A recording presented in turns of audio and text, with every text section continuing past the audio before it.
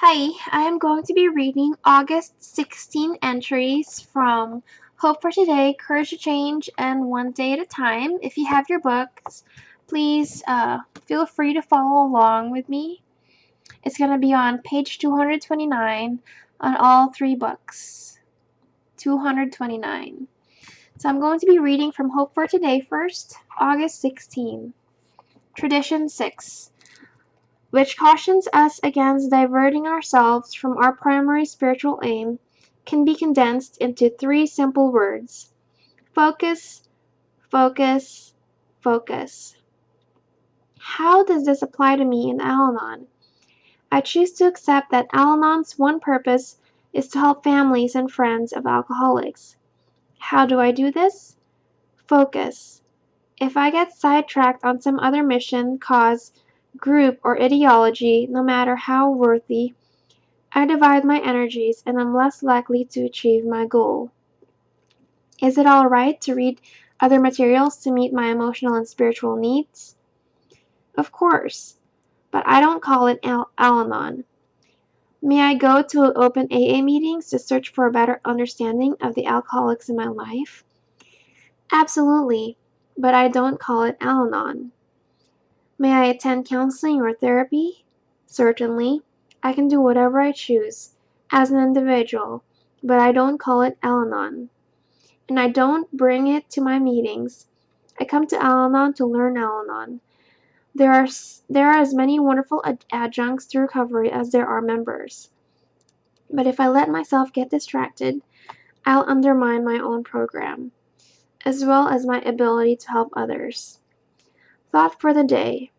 If I forget my focus, I may fail to achieve my primary spiritual aim. Quote, if Al-Anon were to involve itself in every worthwhile cause, where could we draw the line that would keep our fellowship intact to do its job? That is a quote from the Al-Anon Family Groups, Classic Edition, page 174. So this reading talks strongly about boundaries, and that is very important. Al-Anon is not allied with any sect, organization, any denomination, any religious or political entity. It is mainly Al-Anon. And I will move on to the next reading. It's in Courage to Change, August 16, page 229. During stressful periods, it can be tempting to skip a meal, push ourselves until we are totally exhausted, and generally ignore our basic needs. In the midst of crisis, taking time out for an Al-Anon meeting, a call to a sponsor, or a breath of fresh air may seem like a waste of all too precious moments. There don't seem to be enough hours in a day, and something has to go. But are we choosing wisely? At the very time we most need to take good care of ourselves, we are likely to do the opposite.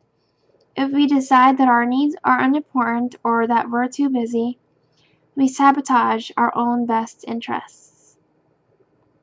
In times of crisis, we need to be at our best. By making an extra effort to get nutritious food, sleep, Al-Anon support, relaxation, and quiet time with our higher power, we strengthen ourselves physically, emotionally, and spiritually. This can make a difficult situation a little easier. Today's reminder: I am the only one who can make my well-being my top priority.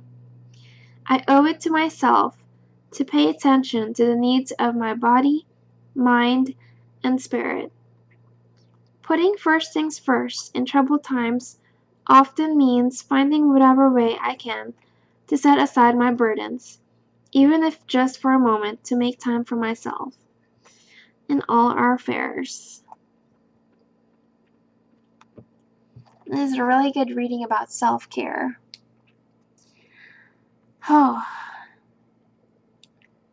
I definitely needed this reading this week. I wish I could have read this a lot earlier.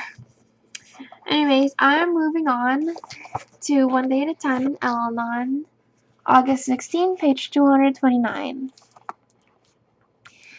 It may be that the harsh words and accusations we use to whip the alcoholic for what he has done or failed to do leave no mark once the battle is over.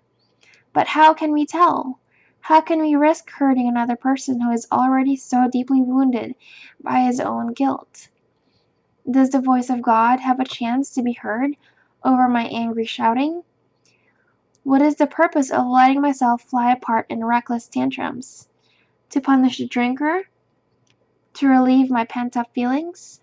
Today's reminder: I cannot punish anyone without punishing myself. The release of my tensions, even if it seems justified, leaves dregs of bitterness behind. Unless I have deliberately decided that my relationship with my spouse has no further value in my life, I would do well to consider the long-range benefits of quiet acceptance in times of stress. Quote, "How shall you punish those whose remorse is already greater than their misdeeds?" That is a quote from Khalil Gibran, the prophet. Wow, this is really good. Yep, that reading talks about let go and let God.